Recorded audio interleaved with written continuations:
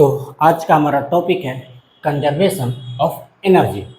देखो, ये एनर्जी तो हमारा हो चुका है। वर्क एनर्जी पावर में वेरी फर्स्ट जो मेरा टॉपिक था ना, वो एनर्जी ही था, बट ये कंजर्वेशन ऑफ एनर्जी रह गई थी। तो आज इसको हम देखेंगे, कंजर्वेशन ऑफ एनर्जी। तो what is conservation of energy? Conservation of energy ये बोलता है कि एनर्जी को ना तो प्रोड्यूस की जा सकती है, ना ही डिस्ट्रॉय की जा सकती है। बस इसको एक फॉर्म से दूसरे फॉर्म में चेंज की जा सकती है। एनर्जी को ना तो हम बना सकते हैं, ना तो हम डिस्ट्रॉय कर सकते हैं, बस एक फॉर्म से दूसरे फॉर्म में चेंज कर सकते हैं। जैसे मान लो हमने इस बोर्ड को हिट किया, हमने क्या किया, इस बोर्ड को हिट किया तो आवाज़ आई ना। हुआ क्या एक्चुअली कि हमारी काइनेटिक एनर्जी साउंड एनर्जी में चेंज हो गई। ठीक है। और आपके घर में जो फैन चलते हैं उसमें क्या होता है, उसमें आपकी जो इलेक्ट्रिकल एनर्जी किस में चेंज हो जाती है, तो मैकेनिकल एनर्जी में चेंज हो जाती है। ओके। इसी तरह से तुम मान लो कोई बैटरी चार्ज करते हो, उसमें भी इलेक्ट्रिकल एनर्जी केमिकल एनर्जी में चेंज हो जाती है। फिर वापस तुम बैटरी से इलेक्ट्रिसिटी लेते हो तो उसमें क्या होती है, केमिकल एनर्जी इलेक्ट्रिकल एनर्जी में चेंज हो जाती है। तो कहने का मतलब ये है ना कि एनर्जी को ना तो हम प्रोड्यूस कर सकते हैं, ना तो बना सकते हैं, बस एक फॉर्म से दूसरे फॉर्म में चेंज कर सकते हैं। कोई चीज़ मान लो, तुम लोहा ले लो, ठीक है, या कोई पत्थर ले लो, पत्थर को जमीन पर रगड़ो, पत्थर पर रगड़ो, पत्थर को पत्थर पे ही रगड़ो, थोड़ी देर बाद वो पत्थर गर्म हो जाएगी। जिस हाथ में तुम पत्थर लेकर रगड़ रहे हो ना, तुम्हारे हाथ वाला वो पत्थर गर्म हो जाएगी, तुमको ऐसा फील होगा कि ये गर्म हो गई। उसमें क्या होता है कि काइनेटिक एनर्जी, तुम रगड़ रहे हो ना तो उसके पास काइनेटिक एनर्जी आ जाती है। तो काइनेटिक एनर्जी किस में चेंज हो जाती है, तो हीट एनर्जी में चेंज हो जाती है। काइनेटिक एनर्जी हीट एनर्जी में चेंज हो जाती है। ठीक है ना। तो कहने का मतलब कि एनर्जी को आप ना तो बना सकते हैं, ना तो डिस्ट्रॉय कर सकते हैं, बस एक फॉर्म से दूसरे फॉर्म में चेंज कर सकते हैं। और यही होता है कंजर्वेशन ऑफ एनर्जी। तो ये इन्वर्स है ना, इन्वर्स की टोटल एनर्जी कांस्टेंट होती है। कंजर्वेशन ऑफ एनर्जी के अकॉर्डिंग इन्वर्स का टोटल एनर्जी कांस्टेंट होती है। क्यों? क्योंकि कंजर्वेशन ऑफ एनर्जी बोलता है कि भाई एनर्जी को ना तो बना सकते हैं, ना तो डिस्ट्रॉय कर सकते हैं। तो इस इन्वर्स का टोटल एनर्जी जो है ना वो कांस्टेंट होती है। इसमें ना तो अब किसी प्रकार का बढ़ोतरी हो सकती है और ना ही इस एनर्जी को आप कम कर सकते हैं। बस इस एनर्जी को आप एक फॉर्म से दूसरे फॉर्म में चेंज कर सकते हैं। किसी भी फॉर्म ऑफ एनर्जी को किसी भी फॉर्म में ऑफ एनर्जी में चेंज कर सकते हो। किसी भी फॉर्म ऑफ एनर्जी को किसी भी फॉर्म ऑफ एनर्जी में चेंज किया जा सकता है। बस उसके लिए उस जो जरूरी इंस्ट्रूमेंट है वो चाहिए। ठीक है। तुम इलेक्ट्रिकल एनर्जी को केमिकल एनर्जी में चेंज करते हो ना, अपने बैटरी को चार्ज करते हो, तो उसके लिए जरूरी इंस्ट्रूमेंट होना चाहिए ना। ऐसे तो नहीं कि ऐसे अपने आप हो जाएगा। तो किसी भी फॉर्म ऑफ एनर्जी को किसी भी फॉर्म ऑफ एनर्जी में चेंज किया जा सकता है। ठीक है। तो ये बातें आप ध्यान रखेंगे कि energy can neither be created nor be destroyed, but it can be transferred from one form to another form. Energy can neither be created nor be destroyed, neither be created nor be destroyed, but it can be changes, it can be changes from one form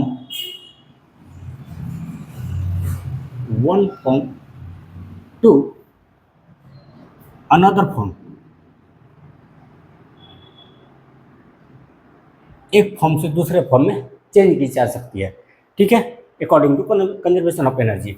हमने ये बोला कि इस inverse का total energy होती है ना, वो क्या होती है, कांस्टेंट होती है। मतलब इसको आप ना तो बढ़ा सकते हो, ना तो घटा सकते हो। ठीक है। बस इसके एनर्जी को आप एक फॉर्म से दूसरे फॉर्म में चेंज कर सकते हो। तो आप इस बात को भी लिख सकते हो, कंजर्वेशन ऑफ एनर्जी को इस लैंग्वेज में भी लिख सकते हो, क्या, कि the the total energy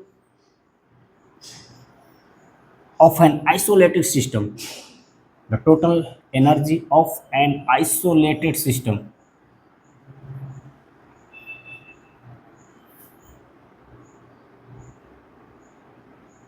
remains constant, remains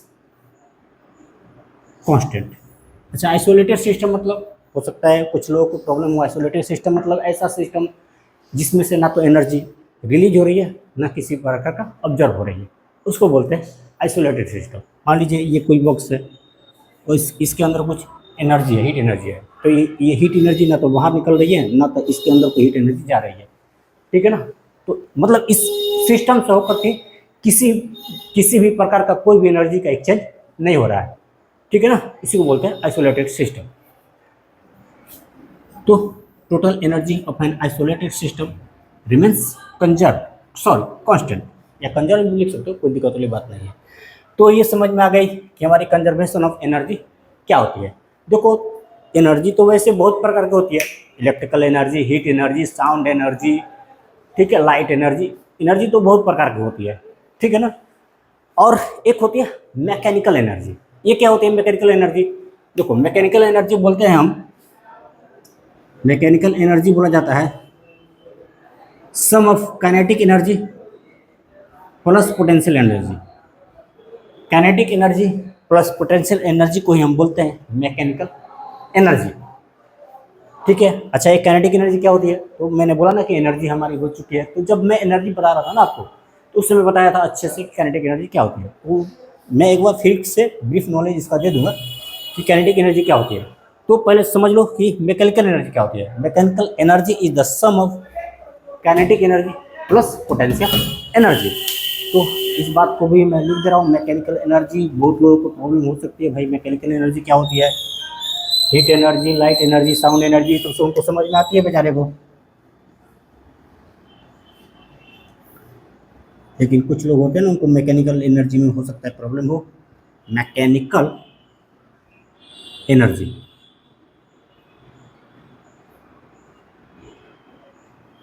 इसकी डिफिनेशन लिखे तो क्या हो जाएगा? द सम ऑफ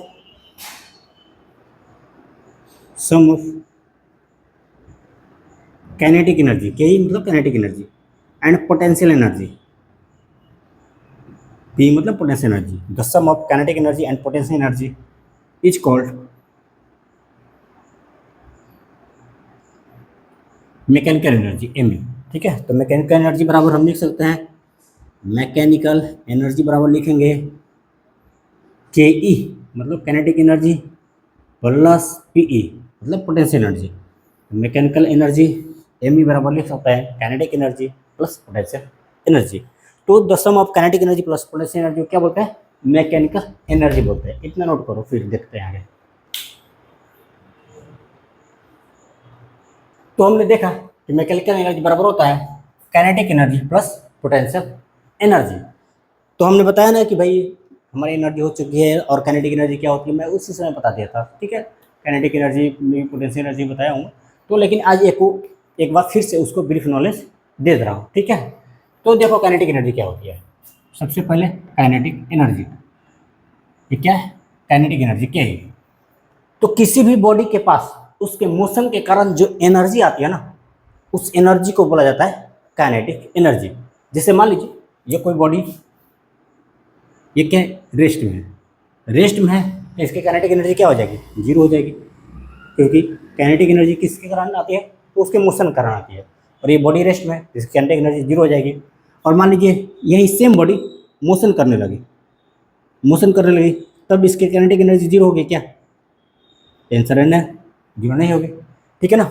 तो इनके पास जो एनर्जी आई, जिसको हमने काइनेटिक एनर्जी बोला, वो किस वजह से आई? तो इनके मोशन की वजह से आई, ठीक है। तो किसी भी बॉडी में उसके मोशन के कारण जो एनर्जी आती है ना, उस एनर्जी को बोलते हैं काइनेटिक एनर्जी। तो मैं लिख दे रहा हूं the energy of a body due to its motion is called kinetic energy. अच्छा ठीक है, और एक क्या है, potential energy, PE. Potential energy क्या होती है? तो देखो किसी भी बॉडी में, जैसे यहाँ पर ये बॉडी रेस्ट में है, ठीक है, और हमने बोला कि इसकी काइनेटिक एनर्जी जीरो है, यस जीरो होगी, लेकिन क्या इसकी पोटेंशियल एनर्जी भी जीरो होगी? आंसर है नो, इसकी पोटेंशियल एनर्जी जीरो नहीं होगी। ठीक है, क्यों? क्योंकि पोटेंशियल एनर्जी क्या होती है कि किसी भी बॉडी में उसके कॉन्फ़िगरेशन और उसके पोजीशन के कारण जो एनर्जी नीड होती है ना, उस एनर्जी को बोलते हैं पोटेंशियल एनर्जी। पोटेंशियल एनर्जी क्या होती है? तो किसी भी बॉडी में उसके कॉन्फ़िगरेशन मतलब उसकी संरचना, तो किसी भी बॉडी में उसके कॉन्फ़िगरेशन और उसके पोजीशन कारण जो एनर्जी नीड होती है ना, उस एनर्जी को ही बोलते हैं पोटेंशियल एनर्जी। तो जैसे काइनेटिक एनर्जी उसके मोशन कारण आती है ना, वैसी तरह से पोटेंशियल एनर्जी बॉडी के कॉन्फ़िगरेशन और पोजीशन कारण आती है। ठीक है, काइनेटिक एनर्जी बॉडी के मोशन कारण आती है और पोटेंशियल एनर्जी बॉडी के कॉन्फ़िगरेशन और पोजीशन कारण आती है। ठीक है, तो यहाँ पर ये जो बॉडी है इसकी कुछ ना कुछ तो कॉन्फ़िगरेशन है ना, बॉडी है तो कॉन्फ़िगरेशन है, इसकी कुछ ना कोई संरचना है, ठीक है ना, इसकी कोई पोजीशन होगी, या तो ग्राउंड पे या तो ग्राउंड से पीछे एच हाइट पर, कुछ तो कुछ पोजीशन होगी, या तो ग्राउंड पे या तो ग्राउंड से एच हाइट पर। तो बॉडी है तो कुछ ना कुछ इसका कॉन्फ़िगरेशन है, ठीक है, और इसके पास पोजीशन भी है, या तो ग्राउंड पे है, ग्राउंड से कुछ हाइट पर है। तो इस बॉडी के पास अपनी कॉन्फ़िगरेशन भी है और अपनी पोजीशन भी है, और अपनी कॉन्फ़िगरेशन और पोजीशन की वजह से जो एनर्जी आती है ना, उसको बोलते हैं पोटेंशियल एनर्जी। ठीक है, तो the energy of a body due to its configuration and position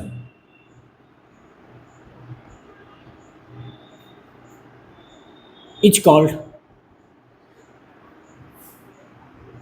potential energy। ठीक है, पोटेंशियल एनर्जी भी समझ में आ गई। मैकेनिकल एनर्जी बराबर क्या होती है? Sum of kinetic energy plus potential energy. Mechanical energy बराबर क्या होती है? Sum of kinetic energy plus potential energy, अभी हमने बोला। और कंजर्वेशन ऑफ एनर्जी क्या बोलता है कि total energy of an isolated system remains conserved. किसी भी आइसोलेटेड सिस्टम का जो टोटल एनर्जी होती है ना, वो कंजर्व होती है, मतलब एनर्जी कंजर्व होती है। टोटल एनर्जी मतलब मैकेनिकल एनर्जी, टोटल एनर्जी मतलब उसकी मैकेनिकल एनर्जी, मतलब sum of kinetic energy plus potential energy. Total energy of an system मतलब total mechanical energy of the system, मतलब sum of kinetic energy plus potential energy of the system. तो conservation of energy बोल रहा है कि total energy of an system of an isolated system is remains constant. इसका क्या मतलब होता है? इसका मतलब ये होता है कि टोटल में एनर्जी बोल रहा है ना, टोटल एनर्जी मतलब मैकेनिकल एनर्जी, मैकेनिकल एनर्जी मतलब sum of kinetic energy plus potential energy. According to conservation of energy the total energy is constant. ठीक है, टोटल एनर्जी क्या होती है? कांस्टेंट होती है। यहाँ से हम लिख सकते हैं ke1 plus pe1 is equal to ke2 plus pe2, और इसी को आप बोलते हैं law of conservation of mechanical energy. Law of conservation of mechanical energy, law of conservation of mechanical energy, इसको आप बोलते हैं law of conservation of mechanical energy. और ये formula law of conservation of mechanical energy आपको numerical बनाने में बहुत हेल्प करती है। तो इस बात को आप याद रखिएगा, इसी को बोलते हैं law of conservation of mechanical energy, और ये याद होना चाहिए आपको, ठीक है, क्योंकि ये न्यूमेरिकल बनाने में बहुत आपकी हेल्प करते हैं।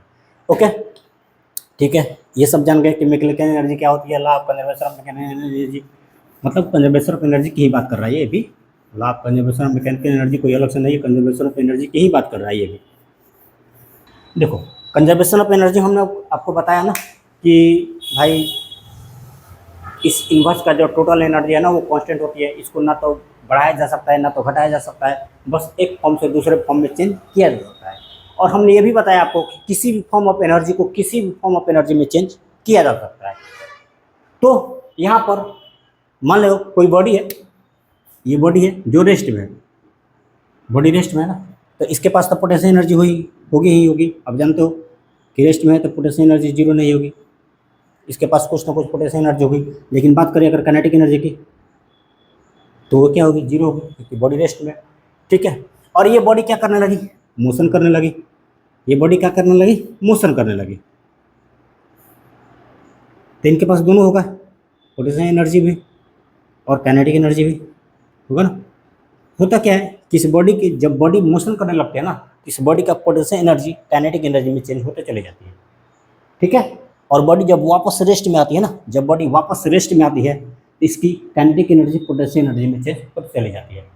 तो मतलब काइनेटिक एनर्जी भी पोटेंशियल एनर्जी में चेंज हो सकती है, और पोटेंशियल एनर्जी भी काइनेटिक एनर्जी में चेंज हो सकती है।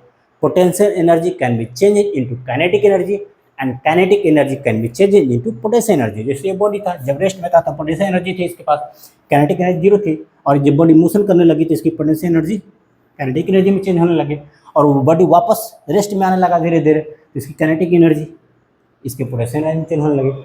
तो kinetic energy can B change into potential energy and potential energy can B change into kinetic energy.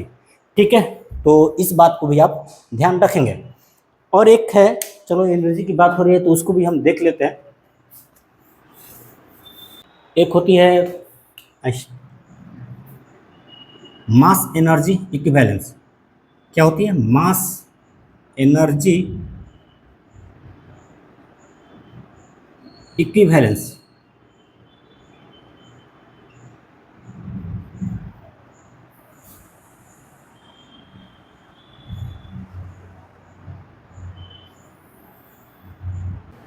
तो इसको किसने दिया था, मास एनर्जी इक्विवेलेंस को? इसको दिया था एल्बर्ट आइंस्टीन ने। ये क्या बोलता है, ये बोलता है कि एनर्जी और मास दोनों एक दूसरे से इंटर रिलेटेड होते हैं। इसको सबसे पहले तो इसको किसने दिया था, तो एल्बर्ट आइंस्टीन ने दिया था मास एनर्जी इक्विवेलेंस को। अच्छा, ये होती क्या है, तो ये बोलता है कि एनर्जी और मास दोनों एक दूसरे से रिलेटेड होता है। मतलब कि आप मास को एनर्जी में चेंज कर सकते हैं, या फिर आप एनर्जी को मास में चेंज कर सकते हैं। Mass can be changes into energy और energy can be changes into mass. ठीक है, और इसी को बोलते हैं mass energy equivalence. Energy can be changes into mass and mass can be changes into energy. जैसे अच्छा, इसकी फॉर्मूला जो होती है ना, अच्छा मैं लिख दे रहा हूँ इसको, energy can be changes into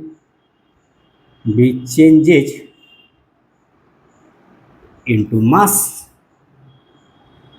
and mass can also be changed into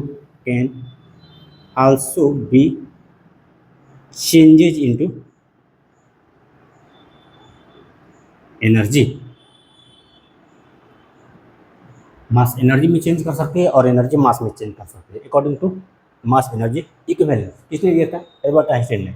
okay, जिसे मान लो कोई मास है एक सेकंड के लिए, और इस कोई बॉडी है, इसकी मास है मान लो 1 kg। एक सेकंड के लिए मैंने मान लो इसकी मास कितनी, 1 kg। अच्छा, इसके फार्मूला क्या होता है मास एनर्जी इक्विवेलेंस का, तो होता है E = mc स्क्वायर।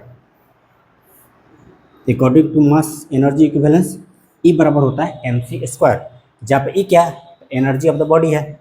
E क्या है, एनर्जी ऑफ द बॉडी है, एनर्जी ऑफ द बॉडी है। M क्या है, mass of the body, and C क्या है, तो स्पीड ऑफ लाइट। C क्या है, स्पीड ऑफ लाइट। इसी फॉर्मूला के हेल्प से ना आप एनर्जी को मास में चेंज कर सकते हो। ठीक है, या फिर मास को एनर्जी में चेंज कर सकते हो अकॉर्डिंग टू दिस फॉर्मूला। ये किसने दिया था, एल्बर्ट आइंस्टीन ने। ठीक है, तो मान लो 1 kg का कोई मास है, 1 kg का कोई मास है। ठीक है, और मुझे इस मास को किस में चेंज करनी है, मुझे देखनी है इस मास में कितनी एनर्जी कंटेंट है। बॉडी तो 1 kg का है, तो अब मुझे देखनी है कि इस बॉडी में कितनी एनर्जी कंटेंट है। मतलब या फिर हम इससे बोल सकते हैं कि इस बॉडी को यदि कंप्लीटली मास में चेंज कर दिया जाए ना, तो कितनी एनर्जी लिबरेट होगी। कोई बॉडी है जिसकी मास 1 kg है, और इस बॉडी को हम कंप्लीटली एनर्जी में चेंज कर देना कि कितनी मास लिबरेट हो सकती है इस बॉडी से, तो ये फॉर्मूला लगाना पड़ेगा, E equal to M C square.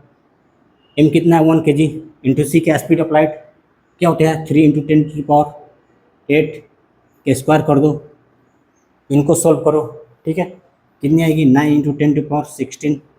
Energy क्या हो जाएगी जूल, इंटू क्या हो जाएगी जूल, इतनी जूल इससे एनर्जी निकलेगी 1 kg के मास से। यदि इसको कंप्लीटली एनर्जी में चेंज किया जाए ना 1 kg का मास को, तो इतना जूल एनर्जी लिबरेट होगी, ठीक है जी। तो ये किसने फॉर्मूला दिया था, एल्बर्ट आइंस्टीन ने, E equal to M C square. तो इस फॉर्मूला को भी आप ध्यान में रखेंगे, न्यूमेरिकल बनाने में ये भी आपकी हेल्प कर सकता है, ठीक है ना। तो ठीक है, वैसे तो एनर्जी पढ़ ही चुके हैं, मैंने बताया आपको एनर्जी हमको पढ़ ही चुके हैं, और ये टॉपिक जो वहाँ पर नहीं हो पाया था आज हमने इसको कंप्लीट कर लिया। तो यस, आई होप आपने अच्छे से समझा होगा। पढ़ाई करते रहिए, ज़रूर नहीं है कि चीज़ें एक बार में ही समझ में आ जाए, एक बार में समझ में नहीं आए तो 2 बार भी, 3 बार भी, 4 बार भी, 5 बार भी देखना पड़ता है, ठीक है। ओलंपिक में जो गेम होती है ना, एक मिनट को गेम के लिए 4 साल 55 साल की तैयारी करनी पड़ती है। वहाँ परफॉर्म करना है 1 मिनट 2 मिनट 5 मिनट के लिए, और उसके लिए 5 साल के लिए तैयारी करनी पड़ती है ना। पूरा बंदा 5 साल पूरी तैयारी करता है, तब जाकर के वहाँ पर 5 मिनट का परफॉर्मेंस देता है, 1 मिनट का परफॉर्मेंस देता है जब पूरी 5 साल प्रैक्टिस करता है। तो आपको भी ऐसा नहीं सोचना चाहिए कि एक बार में चीज़ें समझ में आई तो चीज़ें ही बेकार है, या फिर मेरे बस का चीज़ नहीं है, मेरे समझ के बाहर चीज़ है, मेरी पोटेंशियल कम है, ऐसा नहीं सोचना है। एक बार नहीं समझ में, 2 बार देखो, 5 बार देखो, प्रैक्टिस करो, एग्जाम से पहले जितना प्रैक्टिस कर सकते हो, समझ में आने ही आने हैं। ध्यान से पढ़ो, ध्यान से समझो, एक बार में नहीं समझ में आए 5 बार पढ़ो, समझ में आना ही आना है। और विश्वास रखो कि एक बार चीज़ें तुमको जब समझ में आने लगेगी ना, फिर तो तुमको जो पढ़ा रहा है उनसे भी इंटेलिजेंट बन जाओगे फिर तो तुम क्रिएटिव हो जाओगे। जहाँ क्रिएटिविटी आ जाती है ना, बस सारी इंटेलिजेंस पीछे छूट जाती है, सारे नॉलेज पीछे छूट जाते हैं। क्रिएटिविटी इज द सबसे बड़ी क्रिएटिविटी बड़ी होती है।